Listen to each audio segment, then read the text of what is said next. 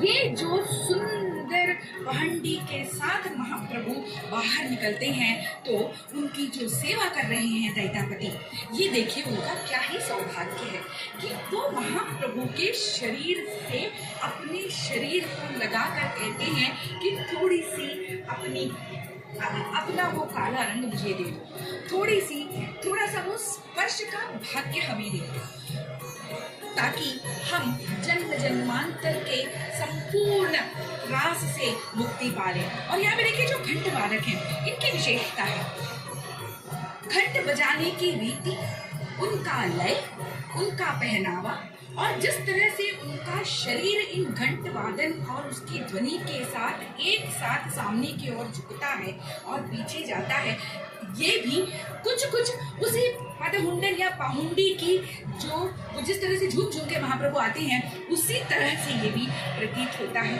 और जब ये पहंडी आगे बढ़ती है तो धीरे धीरे 22 पामच से होती हुई वह नीचे की ओर आती है। और मैं बता दूं कि ये पहंडी जो है वर्ष में हम कहें तो 3 धाड़ी पहंडी और 3 गोटी पहंडी होती है।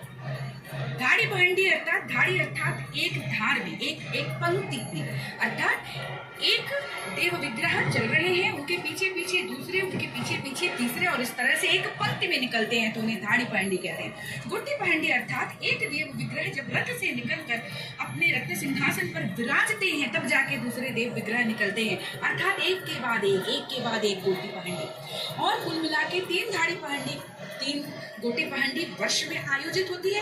वो किस तरह से स्नान पूर्णिमा के दिन अपने रत्न सिंहासन को छोड़कर महाप्रभु आते हैं जब स्नान वेदी पर, वो एक धाड़ी पहंडी है। और जब वहां से वो जो अनसर गृह में जाते हैं गोटी पहंडी में, उसके बाद रथ यात्रा में जब रत्न सिंहासन को छोड़कर रथ पर विराजते हैं, धाड़ी पहंडी है। और वहां से जब वे गुंडिचा मंदिर में अपने सिंहासन पर विराजते हैं, वो गोटी पहंडी है। फिर गुंडिचा मंदिर से जब वो निकलते हैं धाड़ी पहंडी में और फिर रत्न सिंहासन पर जब विराजते हैं तो वो मतलब गोटी पहंडी में विराजते हैं। और ये जो 22 पामच है, इनके बारे में क्या ही कहना, इनकी अलग अलग व्याख्याएं हैं। और ये देखिए महाप्रभु जगन्नाथ के वो अपलक चक्राकार नयन, पलक ये क्यों नहीं होती कि वो पलक झपकना ही नहीं चाहते, निष्पलक होकर अपने भक्तों को निहार रहे हैं।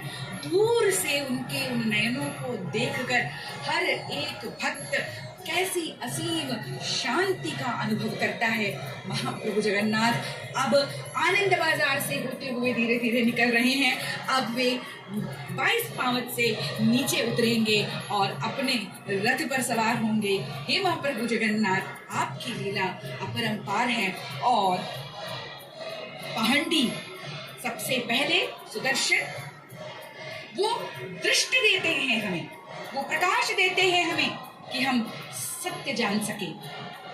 तत्पश्चात बलभद्र आते हैं और हमारे हृदयों को इस योग्य बनाते हैं कि उसमें भक्ति उपज सके। हलायुध हैं, हल से अपने हमारे हृदय को जोतते हुए चले जाते हैं। तत्पश्चात माँ सुभद्रा भक्ति का बीज बोती हैं और संपूर्ण रूप से भक्तिमय जब हृदय हो जाता है तब महाप्रभु आ जाते हैं। जय जगन्नाथ, जय जगन्नाथ, जय जगन्नाथ।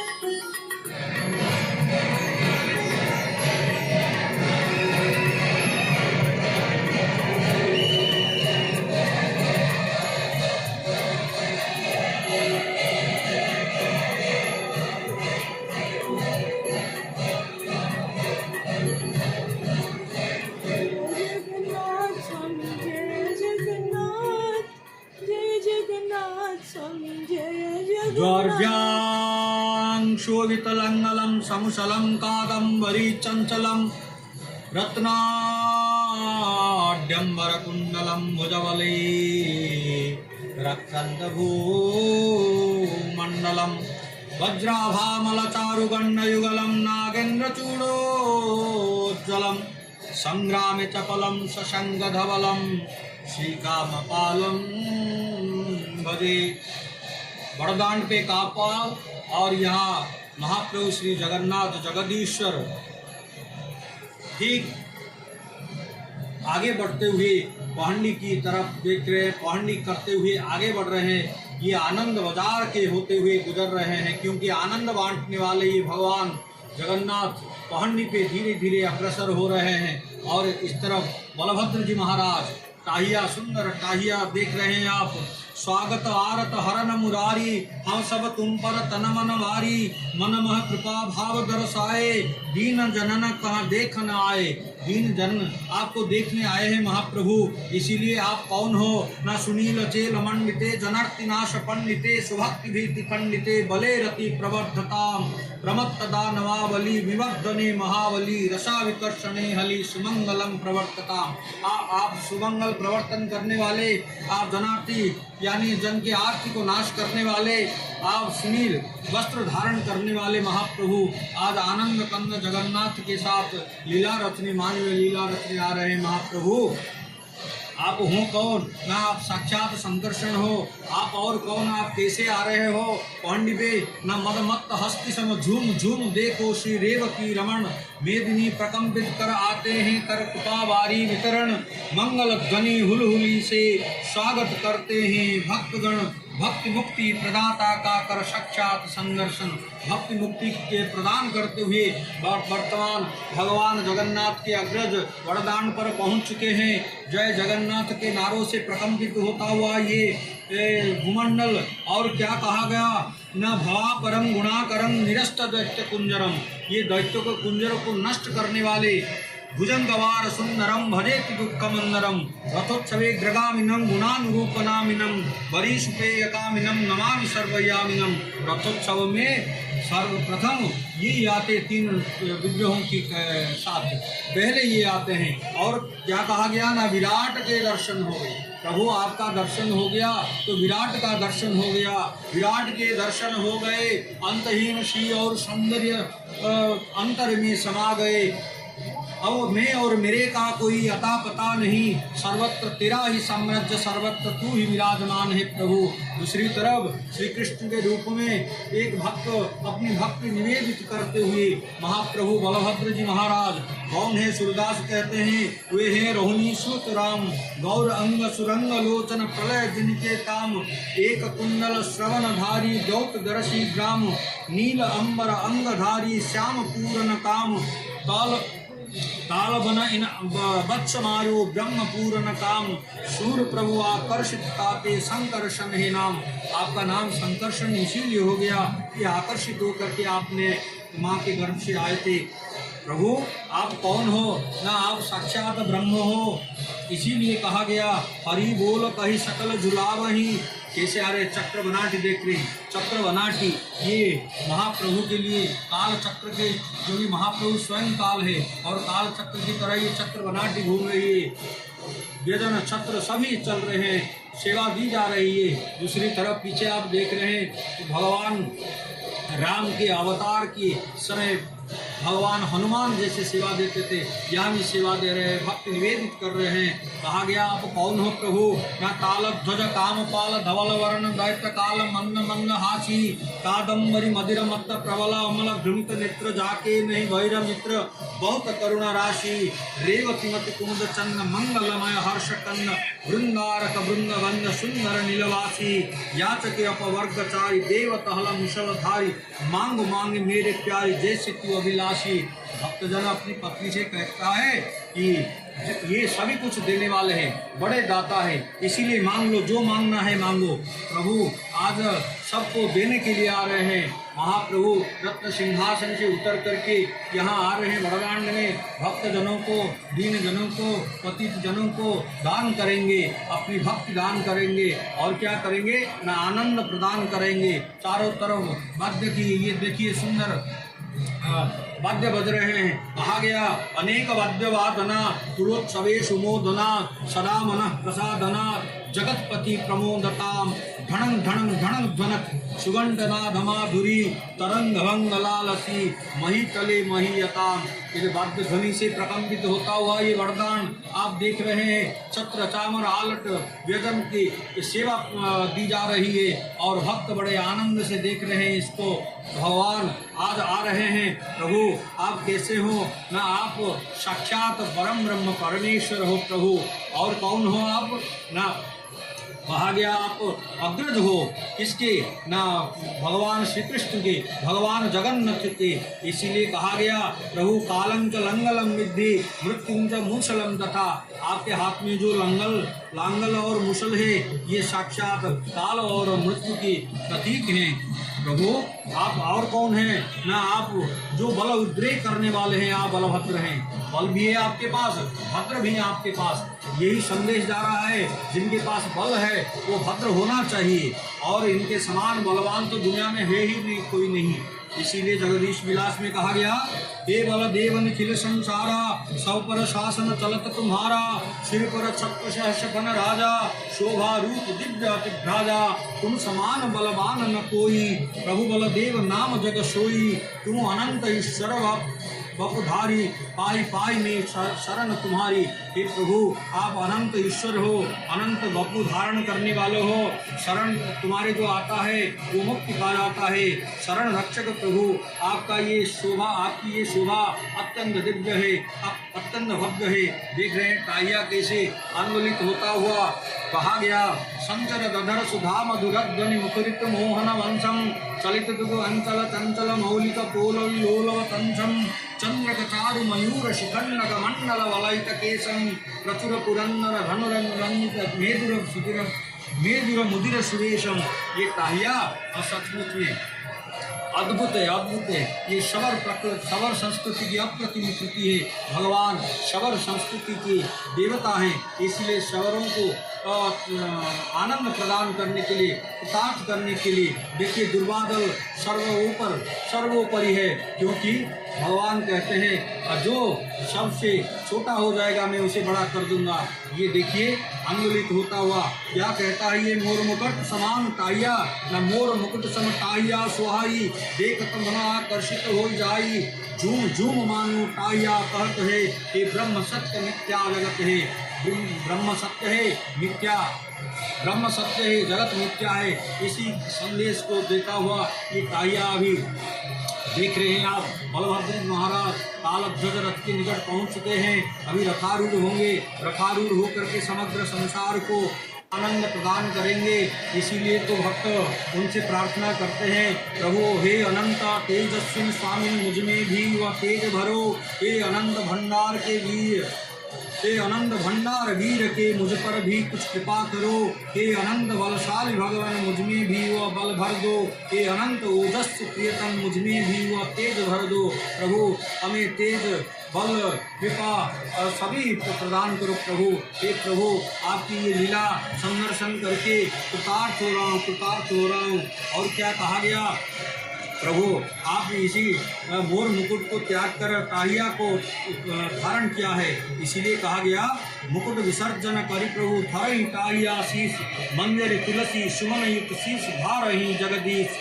यह बनचारी जनन सिर भूषण एक प्रकार सफल काम तिन कर करहि जगपति परम उदार। आपकी उदारता, आपका जो औदार्य देख करके भक्त कृतार्थ हो रहा है, सोच रहा है प्रभु आप जीवन में कृतार्थ कर रहे हैं, भक्तों को कृतार्थ कर रहे हैं। दीन धन्य को पतितों को दुखी रंकियों को आप आकर के ये सुंदर टाहिया देख कर के कहा गया ये टाहिया हृदय को आंदोलित कर देता है, मन को पवित्र कर देता है। और कहा गया प्रभु आप जब आते हैं आप कैसे लगते हैं? न पदे न खंजा पिचा पंग रक्ष तिरंगे अतिव तजंगे। आप अत्यंत व्यंग भाव से निकल रहे हैं प्रभु। और क्या कहा गया? प्रभु सोहत दक्षिण दिशभिरामा फलायुधारे बलरामा सप्त फणा सुखी अवतारा भारत हृदय नागमणिहारा। ये सब मानो सप्त फण वाला सर्प ही नाच रहा हो। ओहो प्रभु, आपकी जय हो, आपकी जय हो, आपकी जय हो।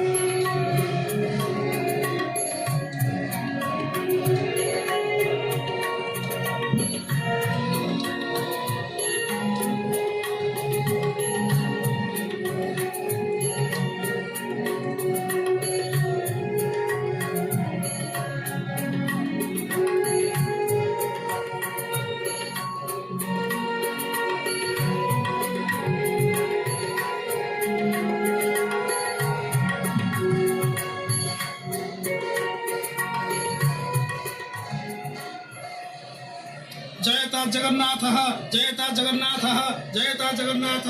कुंदेन्दुहार घनसार तुषार शुभ्रम कादंबरी रसनिषेवण रक्तनेत्रम नीलाद्रिमण्डप विराजित दारुमूर्तिं वन्दे सदामितबलं बलदेव देवं। भगवतः श्री बलभद्रस्य पाण्ड्यविजयोत्सवः अस्माभिः अवलोक्यते। एवं भगवत्याः देव्याः सुभद्रायाः पाण्ड्योत्सवः इदानीम् अस्माभिः साक्षात् अखिलक्षे क्रियते। श्रीपुरुषोत्तमक्षेत्रे मूढविग्रहाणां स्नानयात्रायां रथयात्रायां च श्रीमन्दिरस्य रत्नसिंहासनात् बहिरानयनं बहिरागमनं पाण्ड्यविजय इति कथ्यते। एकैकं पादं संस्थाप्य मन्दं मन्दं गमनं संस्कृतभाषया पदहुण्डनमिति वा व्यवहारः क्रियते। केचन कथयन्ति तत्र पदहुण्डनमिति वा, तस्मात् अस्माकं तत्र अपभ्रंशभाषया ओडियाभाषया वा पाहुण्डः इति प्रयोगः क्रियते। ओडियां स्थानीयभाषया महाप्रभोः पहण्डिविजय इति कथयन्ति। एतच्च वर्षे षट्वारं तत्र विधीयते। अहो अपूर्वं दृश्यं टाहिया इति अस्य प्रभोः शिरसि या पुष्पशोभा दृश्यते। भवन्तः अवलोकयन्तु कथं प्रभुः अद्य सुसज्जितः वर्तते। भक्तानां कृते दर्शनार्थं बहिरागच्छति। अतः ज्येष्ठपूर्णिमायां स्नानयात्रावसरे रत्नसिंहासनात् स्नानमण्डपं प्रति गमनं, रात्रौ स्नानमण्डपात् अनवसरस्थानं प्रति प्रत्यागमनम्, आषाढशुक्लद्वितीयायां श्रीगुण्डिचयात्रादिवसे ततः अनवसरस्थानात् सिंहद्वारे सुसज्जितायां तथा त्रयाणामुपरि श्रीविग्रहाणामपि आगमनं, श्रीगुण्डिचामन्दिरस्य पुरतः रथत्रयतः अवतीर्य श्रीगुण्डिचामन्दिरस्य अन्तःसिंहासने गमनं, आषाढशुक्लदशम्यां तिथौ प्रत्यावर्तनयात्रासमये श्रीगुण्डिचामन्दिरस्य सिंहासनात् पुनः रथत्रयस्य उपरि आगमनं, रथयात्रां परिसमाप्य श्रीनाद्रिविजय निमित्तं रथत्रयतः श्रीमन्दिरस्य अन्तः रत्नसिंहासनं प्रति गमनं चेति देवानां षड्वारं पहण्डिविजयः विधीयते। एतद् वयं जानीमः कथं भारतीयसंस्कृतौ श्रीजगन्नाथसंस्कृतौ तत्र भगवतः एवं च भक्तानां परस्परं कथं मेलनं भवति। एवं च उच्यते त्रिवारं गोटिपहण्डी इति, त्रिवारं च धाडिपहण्डी इति स्थानीयभाषया कथ्यते। रत्नसिंहासनात् श्रीविग्रहाणां निर्दिष्टस्थानं प्रति एकैकशः एकस्मात् परम् अपरस्य विग्रहस्य आनयनं गोटिपहण्डी इति विजयोत्सवेषु विधीयते। सेवकाः निर्दिष्टस्थाने एकं विग्रहं संस्थाप्य पुनः अपरं विग्रहं नयन्ति इति तत्र बोध्यते। प्रत्यावर्तनसमये सर्वेपि श्रीविग्रहाः एकैकशः पङ्क्तौ आनीयन्ते। तदा धाडिपहण्डी इति व्यवहारः। स्नानयात्रा सन्दर्भे ज्येष्ठपूर्णिमायां प्रातःकाले चतुर्धामूर्तीनां मङ्गलार्पणनीतिः विधीयते। ततः सर्वप्रथमं श्रीसुदर्शनस्य, ततः श्री बलभद्रस्य तदनु श्री सुभद्रादेव्यः परिशेषे च श्री जगन्नाथस्य पहण्डि विजयः भवति। अतः नीलाद्रि महोदय उच्यते सुदर्शनं पुरस्कृत्य बलभद्रं ततः परं सुभद्रां च ततो नीत्वा जगदीशं सुरेश्वरं सर्वे श्रियंग सेवकाः दैतापति सेवकाः कथम् अत्यन्तम् उत्साहेन स्वस्कन्धे भगवतीं देवीं शक्तिस्वरूपिणीं सुभद्रां तत्र स्वीकृत्य कथं वेगेन तत्र दर्पदलनरथं प्रति नयन्ति इति भव्यं दृश्यम् अवलोकयन्तु भवन्तः। कथं देवी माता सुभद्रा पुत्रैः भक्तैः सेवकैः तत्र सेव्यते इति अवलोकयन्तु। एवं गुण्डिचयात्रावसरे प्रातः अवकाशप्रभृतयः पूजार्चनाः सम्पादिताः भवन्ति। केवलं तत्र चित्रान्नं स्थानीयभाषया खेचडी भोगः इति कथ्यते, तदेव नैवेद्यर्पणे समर्प्यते। अतः दैतापतिसेवकानां हस्तान् स्कन्धान् च अवलम्ब्य श्रीसुदर्शनः पहण्डिविजयं कृत्वा श्रीसुभद्रादेव्यः तत्पदवने विराजते। अस्माभिः इतः पूर्वम् अवलोकितं तत्प्रथमं श्रीसुदर्शनदेवः शून्यपहण्डिद्वारा दर्पदलनरथे विराजते। एवञ्च तथैव श्रीसुभद्रायाः अपि पहण्डिविजयः विधीयते। इदानीं वयं तत्र साक्षात् अवलोकयामः श्रीबलभद्रं तथा श्रीजगन्नाथं च दैतापतिसेवकाः पट्टवस्त्रस्य रज्जुद्वारा दृढं बन्धनं कृत्वा सधीरं पहण्डिविजयं कारयन्ति। तत्र सर्वप्रथमं पहण्डिविजयनिमित्तं विजयकाहळः ध्वन्यते।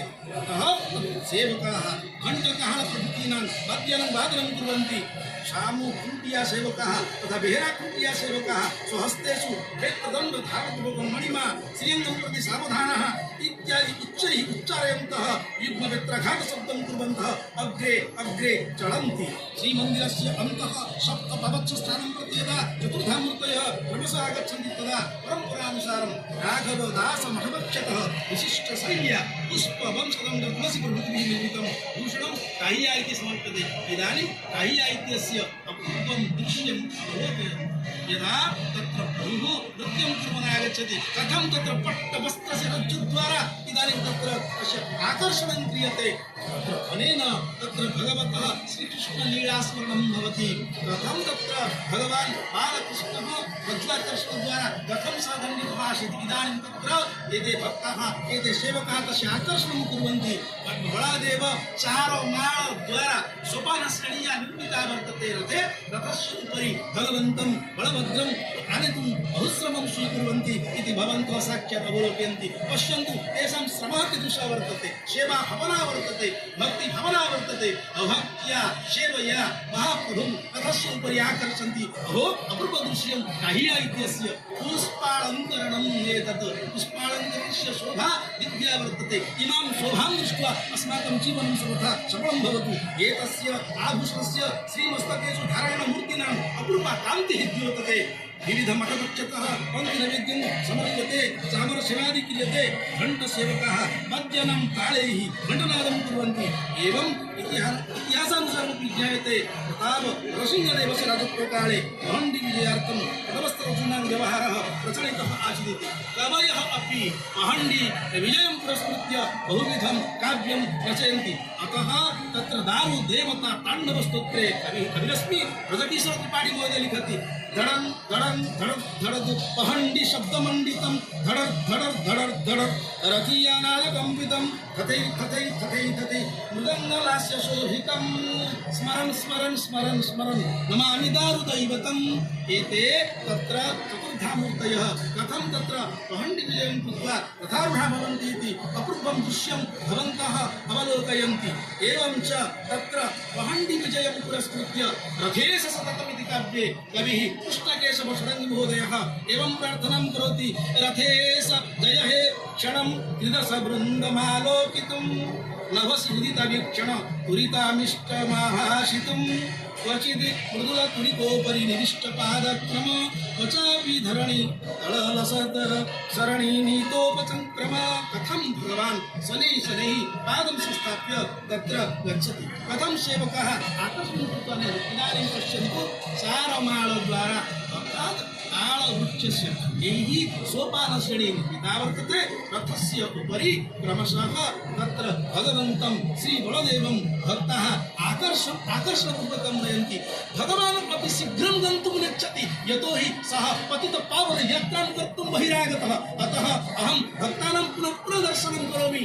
तदर्थमेव भक्तान् प्रति अत्यन्तम् अनुकम्पितः भगवान् इदानीं रथस्य अपूर्वं दृश्यं भवन्तः पश्यन्तु बलभद्रस्य यः रथः तालध्वजरथः अस्माकं पुरतः विराजते तालध्वजरथस्य आरोहणं कर्तुं प्रभुः कथम् उपक्रमते नीलाम्बरं निखिलपावनपादपद्मं कृष्णाग्रजं विविधभूषणभूषिताङ्गं रक्ताधरं स्मितमुखं नयनाभिरामं वन्दे सदामितबलं बलदेवदेवं भक्तकविः डॉक्टर प्रदीप्त कुमार नंद महोदयः भगवतः बलभद्रस्य एवं स्तुतिं करोति एवं च सः प्रार्थनां करोति कथयति हे प्रभो भवान् अवश्यं भक्तानां कृते दयावान् भवतु दयां करोतु कृपां करोतु तालध्वजरथं प्रति शीघ्रम् आरोहतु यतोहि अद्य एकस्मिन् दिवसे नीचोत्सवः भवति नेत्रोत्सवः भवति नवयौवनदर्शनं भवति रथयात्रा भवति कोटिशः भक्ताः प्रतीक्षमाणाः सन्ति शीघ्रमेव रथस्य उपरि आरोहणं करोतु भवान् तालध्वजे रथवरे परिशोभमानं संकर्षणं सकल शंकर कर्म दक्षं मित्रानुकंपनवसात्कृततीर्थवासं वन्दे सदामितबलं बलदेवदेवं भगवान् बलदेवः तत्र भवति भगवतः शेषस्य अवतारस्वरूपः स्वयं शिवस्वरूपः अस्ति भगवान् अतः यशेषलक्ष्मणहलायुधनामपुञ्जै राविर्भवत्यनुयुगं विभूतोषणार्थं तं ज्येष्ठदेवमवनीधर रुद्ररूपं वन्दे सदामितबलं बलदेवरूपं भक्ताः तत्रैव रथस्य निकटे दण्डयमानः भगवन्तं बलदेवं प्रति स्वभक्तिनैवेद्यं कुर्वन्ति दूरदर्शनमाध्यमेन अगणिताः दर्शकबन्धवः भवन्तः स्वगृहे स्थित्वापि एवं दृष्ट्वा भगवन्तं बलभद्रं प्रति स्वकीयां भक्तिं निवेदयन्तु इदानीं भगवती माता सुभद्रा देवी कथं तत्र सेवकैः आनीयते इति पश्यन्तु इदानीं अहम् इतः पूर्वम् उक्तवान् तत्र पङ्क्तिद्वारा क्रमशः देवाः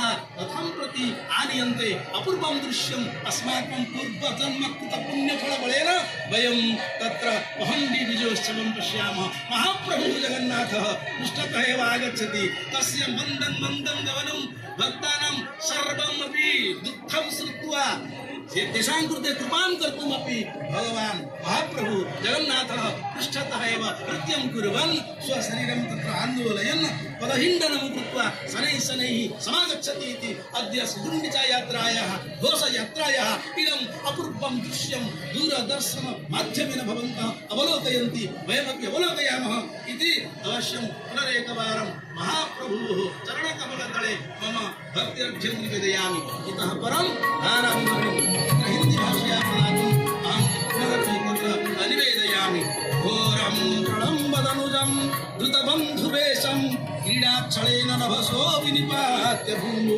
योनिर्दयं नियतमानचिरातमीशं वन्दे सदामितबलं बलदेवदेवं बलदेवः भगवान् कीदृशः वर्तते दुर्दण्डदानवः वरदाभवह्निं योचिर्वयमुषलङ्गदीप्तपाणिं हुङ्कारनादपरिकल्पितवैरिवर्गं वन्दे सदामितबलं बलदेवदेवं भक्तप्रणिवेदि वयं भगवान्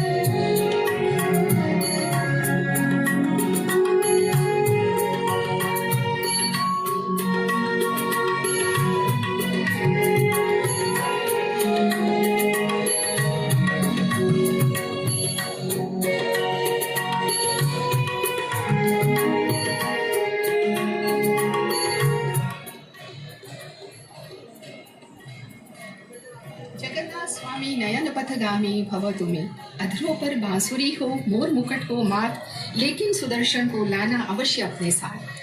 सुदर्शन जी की पहंडी हो चुकी है, वो रथारूढ़ हो चुके हैं। अब रथ यात्रा का ये दृश्य चरम सीमा पे पहुंच गया है। भक्त बहुत व्याकुल होकर अपने प्रभु का प्रतीक्षा कर रहे हैं, इंतज़ार कर रहे हैं कि कब प्रभु रथारूढ़ हों और हम उनके दर्शन करें। वर्ष भर में श्री मंदिर में 12 मास में 13 पर्व और 8 उप यात्राएँ पालन की जाती हैं, लेकिन इन सभी यात्राओं और उप यात्राओं के मध्य श्री जगन्नाथ महाप्रभु की श्री गुंडीचा रथ यात्रा को श्रेष्ठ मान्यता दी गई है। यह सर्वधर्म शांति, मैत्री, प्रीति के, भक्ति के, उत्सव के ओतप्रोत भाव से जड़ित है। गगनचुंबी श्री मंदिर का परित्याग कर चारों विग्रह रथारूढ़ होते हैं और जिसका दृश्य हम देख रहे हैं, हमें ये दृश्य देख के लग रहा है कि कितनी कठोरता से ये प्रभु को ऊपर लेके जा रहे हैं, लेकिन ऐसा नहीं है।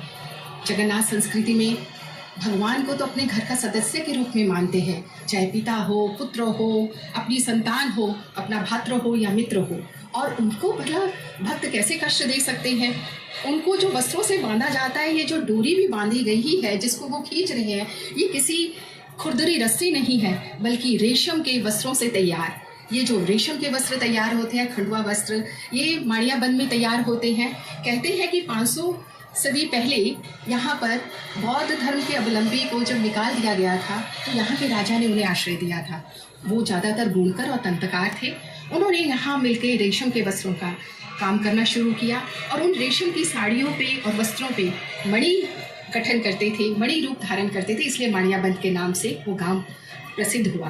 आज भी वहाँ से ये वस्त्र आते हैं। ये रेशम के वस्त्र की डोरियाँ कितने हजारों रेशम को लेकर, उनके धागों को जोड़कर, ये रंग बिरंगी हरी, पीली, लाल ये डोरियों को बांधकर ये सेनापटा हो के जब वो ऊपर आते हैं, उनको खींचते हुए यहाँ पे भक्त अपना बाहुबल, अपनी श्रद्धा, अपने प्रेम, अपने स्नेह के रूप में प्रस्तुत करते हैं। आज तो भगवान स्वयं उनके आश्रित हैं, जो पूरी दुनिया को चलाते हैं, जगत को चलाने वाले, जगत के पालन करता जगन्नाथ। आज वो तो सब स्वयं निष्क्रिय हो गए हैं। चलो भक्तों, तुम मुझे उठाओ, देखते हैं कहाँ तक लेके जा सकते हो। और यहाँ पर देखिए, बड़े भाई बलभद्र जी अपने रथ पे जा रहे हैं। वीरता के प्रतीक, किसानों के देवता, संग्रामशील। यहाँ पर हमारा जैसे भारत देश कृषि प्रधान देश है, आज चाहे हम लोग अपने बच्चों को कितने भी इंजीनियर, डॉक्टर बना के बाहर की मल्टीनेशनल कंपनियों में भेज दें, लेकिन बिना कृषि के हमारे भारत का कोई परिचय नहीं। कृषि में भारत पूरे विश्व में प्रसिद्ध है और जितने लोगों को वो अन्न जुगाड़ करके दे सकता है, वो भारत देश ही दे सकता है। और इन किसानों के देवता हैं हमारे प्रिय बड़े भाई बलभद्र जी। और बलभद्र जी को देखकर सुंदरता का जो व्याख्या की जाए वो बहुत ही कम है। इतने सुंदर, चंद्रमा के समान धवल और इतने विशाल कि पूरे भक्त, पूरे सेवक पूरा जोर लगा के पगडंडी करते हुए, जब उन्हें पगडंडी से सिंहासन रत्न से 22 सीढ़ियों को पार करते हुए, पवित्र सीढ़ियों को पार करते हुए रथ पे लेके जा रहे हैं, यह कोई इतनी सरल प्रक्रिया नहीं है। हम लोग आज के दिन में जब कहते हैं किसी भी जगह पे कि जहाँ पे सीढ़ी पे कोई व्यक्ति नहीं चढ़ सकता है, तो वहाँ पर एक इस तरह का ढांचा बना दिया जाए जिसको रैंप कहते हैं।